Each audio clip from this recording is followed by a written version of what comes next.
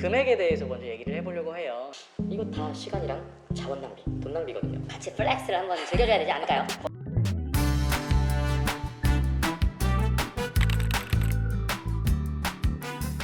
안녕하세요, 센텀 피플입니다. 반갑습니다. 네, 오늘은요 신축 아파트와 또는 구축 아파트를 사서 리모델링 하는 것, 이 두 가지에 대해서 이제 오늘은 비교를 해봐서 좀 얘기를 나눠보려고 합니다. 그 일종의 밸런스 게임이네요. 나는 신축 간다. 손. 없고요. 네. 안가 나 안 해. 나는 구축 간다. 손. 당연히 뭐 구축, 수업 수업. 주제를 잡을 때부터 답변은 거의 정해져 있었는데 네. 저희가 원래 하는 일이 그러다 보니까 우선은 이사 가는 걸 별로 좋아하지는 않습니다. 짐도 날라야 되고 새로 뭐 물건도 사야 되고 버려야 되고 이런 뭐 귀찮은 것들도 있겠지만 그래도 이제 지금 살고 있는 우리 집이 회사랑도 가깝고 그죠? 나만 가깝나요? 주변에 뭐 편의점도 있고 그 다음에 뭐 세차장도 있고 이제 왔다 갔다 하기도 편하고요. 지금 오래 살아서 그런지는 모르겠지만 확실히 이제 술 먹고 기억이 안 나도 집은 잘 찾아가더라고요. 헛소리 하지 마, 임마. 이제 이런 게 새로 이사 가면은 앞에 비밀번호도 생각이 안 날 거고 비서 본능. 배달 음식 시켜 먹을 때도 야 기억이 안 날 거 아니에요. 우리 주소 찾는다고 이런 불편한 점이 너무 싫은 거예요. 한마디로 좀 익숙함이 그런 점이다. 저 같은 경우는 사실 이제 금액에 대해서 먼저 얘기를 해보려고 해요. 저희가 활동하고 있는 이 전주 지역 같은 경우는 신축 아파트 같은 경우 대부분 평당 1,000만 원 이상의 금액을 하고 있습니다. 그래서 30평대가 뭐 3억 이상 이렇게 하고 있고, 4억이죠. 뭐 거의 이제 그렇죠. 이제 4억까지 이제 가까이 가는 상황이고, 뭐 한 10년에서 15년 또는 뭐 15년에서 20년의 아파트들 보면 30평대가 뭐 한 1억 5천에서 2억 또는 뭐 많이 나가면 2억 5천까지, 신축과 구축이 대략 1억에서 많게는 뭐 2억까지로 차이가 나는 상황이에요. 그 비용을 봤을 때 과연 그만큼 우리가 1, 2억을 더 주고 신축을 가야 될 의미가 있냐? 예? 명분이 없다 아닙니까? 이 명분이 없다 아닙니까, 명분이.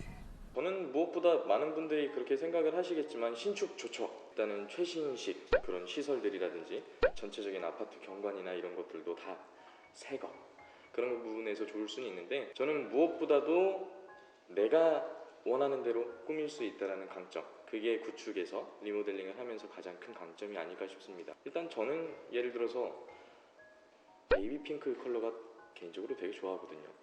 네? 무슨 핑크요? 베이비 핑크. 베이비 핑크. 네. 그런 핑크 컬러로 해서 예를 들어 욕실을 한 칸 정도는 꾸민다든지, 단순히 처음부터 이렇게 갖춰진 그런 아파트, 신축 아파트들에서 부분적으로 리모델링을 하는 경우도 있기는 하지만 이거 다 시간이랑 자원 낭비, 돈 낭비거든요. 어차피 처음부터 했을 때도 그 제품들을 하면서도 비용이 다 들어갔는데 그걸 또 뜯고 새로 한다? 이거는 좀 아쉬운 부분이 있죠. 그래서 차라리 오래된 그런 아파트를 구입을 해서 고쳐서 내가 원하는 대로 싹 리모델링을 해서 들어가는 게 가장 큰 장점이지 않을까 싶습니다. 그러면 구축 아파트를 간다고 하면 구축은 뭘 보고 매매하나요? 일단은 뭐 금액도 사실 금액입니다. 금액도 중요하지만 보통 우리 집 가서 보시면 뭐를 주로 보시나요? 전에 살던 사람이 좀 깨끗하게 썼나? 아니면은 뭐 이제 우리 창 밖에 뷰가 좋나? 뭐 그 정도? 아니면은 뭐 동의 위치라든지 이런 거 보시는데, 사실 제일 중요한 건 저는 그 아파트 해당 호수의 세대의 설비라고 보거든요. 그러니까 예를 들면 뭐 물은 잘 나오는지, 또는 기존의 보일러 배관이나 뭐 이런 부분에 누수는 없었는지, 이게 사실 제일 중요해요. 뭐 만약에 나중에 이제 입주를 하시고 나서 그 부분에 문제가 생기면 다시 짐 전체 다 빼고 공사를 하셔야 되는 부분이고, 설비 공사가 사실 비용이 제일 많이 들어가는 공사거든요. 만약에 이제 구축으로 들어가려고 하신다 하면은 저는 일단은 수도 설비, 보일러 설비, 그리고 누수에 관한 부분들을 꼭 먼저 보셨으면 좋겠습니다. 실제로 공사를 해놓으셨다가 공사한 지 한 달도 안 돼가지고 욕실에서 배가 터져가지고 다시 또 재공사를 하시는 그런 고객님들도 계셨으니까요. 저희 서 과장님은요? 아니 요즘에 저 어제도 진짜 고생 많이 하긴 했는데, 그러니까 어디 실측을 갔거든요. 근데 차 댈 데가 없어. 차 댈 데가. 예? 아니 평행 주차 해놓고 올라갔는데 차 빼주라고 내려오래요. 이 차는 이제 제 겁니다. 집에 이제 신축이 아닌 구축을 들어가실 때도 보통 요즘에 0.7대, 막 큰 데가 0.9대 막 근데 좀 큰 아파트는 1.2대 이런 데들도 있거든요. 그러니까 지하 주차장이 있는지, 그 다음에 이제 요즘에 집마다 다 차 한 2대씩은 다 되잖아요. 나만 그런가요? 그래서 이제 그런 주차하는 것도 확실히 이제 밖을 이제 전경만 보지 마시고 주차 공간은 괜찮나, 좁진 않나, 뭐 이런 것들도 한번 확인해 보시면 좋을 것 같아요. 뭐 리모델링이랑은 크게 그렇게 연관은 없겠지만은 아무래도 구축이다 보니까는 최근 그런 게 좀 반영이 안 된 부분에서는 주차도 한 번쯤은 생각을 해보실 수 있을 것 같고요. 저는 이제 무엇보다도 구축에서는 저는 팁을 하나 드리는 부분이 뭐였냐면 전혀 손을 한 번도 안 댄 그런 집들을 고르시라고 안내를 드립니다. 보통 한 5년, 10년 정도 거주를 하시다 보면 하다못해 도배도 한 번씩도 하시고 뭐 바닥에 장판이라든지 마루 또는 제일 많이 하시는 게 필름 작업. 그래서 갖가지 색상들이 서로 따로따로 놀고 있는 그런 집들을 많이 보시게 되는데요. 그 와중에 또 부분 리모델링이 되어 있다 그래서 또 집을 매매하면서 뭐 적게는 500만 원, 많게는 뭐 1000만 원, 2000만 원 정도 더 많은 비용을 주시고 집을 매입을 하시는 게 일반적인 상황인데 실제로 그렇게 해서 내가 여기는 도배도 돼 있고 뭣도 돼 있으니까는 나는 나머지 것들만 하면 되겠네 라고 생각을 하시지만 막상 살고 있는 그분들이 나가시고 빈집이 되게 되면은 다 뜯어 고쳐야겠구나 라는 결과가 나오게 됩니다. No! God, please, no! 그렇게 되면은 결과론적으로 2,500만 원 정도를 예를 들어 더 주고서 어느 정도 인테리어가 되어 있는 집을 구입을 하셨다라고 해도 다시 또 그것들을 싹 철거하는데 철거 비용도 더 들어가고 그 다음에 또 새로 하면서 비용이 더 추가가 되어지는 거죠. 그래서 저 같은 경우는 단적으로 이렇게 표현을 해요. 한 번도 안 고친 집, 차라리 안 고친 집을 더 저렴하게 구입을 하셔서 그 차익만큼을 차라리 인테리어 쪽에다 더 투자를 하시는 거를 저는 한번 추천을 해드리고 싶습니다. 그 돈 아껴가지고 절약이 된 돈으로 뭘 하면 그거 알았어요? 우리 그 동전 투자.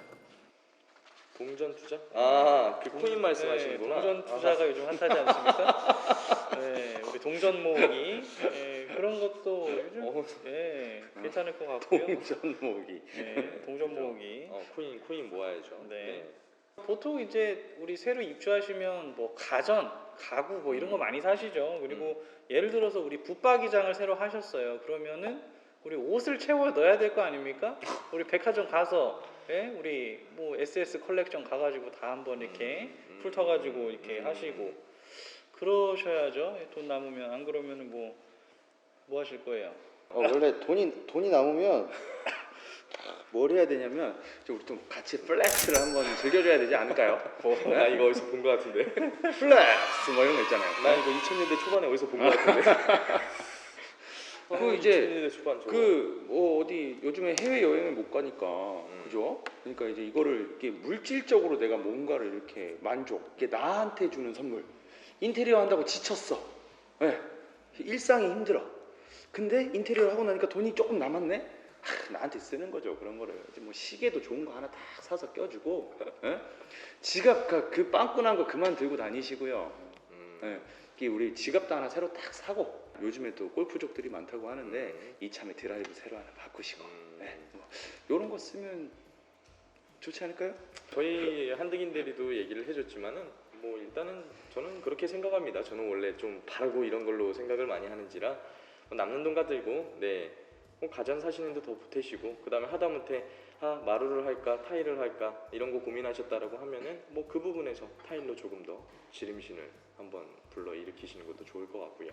그냥 뭐 저는 리모델링 하는데 비용으로 조금 더 투자를 하시거나 아니면 원하셨던 가전 이런 것들 가구 요즘엔 또 인터넷으로 많이들 찾아보시니까 굉장히 좋은 오브제라든지 소품들이 많거든요. 그런 것들 구입하시는데 쓰시는 게 좋지 않을까 싶습니다. 와인도 한잔 하시고요. 이렇게 저희가 오늘 이제 신축 아파트와 구축 아파트에 대해서 좀 비교를 해서 좀 설명을 해드렸는데요. 뭐 비교라기보다는 사실 오늘은 저희가 구축 아파트를 들어가는 입장을 저희가 이제 주장을 하다 보니까 그쪽에 대한 장점을 먼저 했는데 그래도 나는 신축 아파트를 가야 된다라는 분들이 저기와 같은 저 앞에 저희 PD님이 신축을 가야 된다 하시는 분들이 있어요. 그래서 저희가 다음 영상에는 중요한 내용입니다.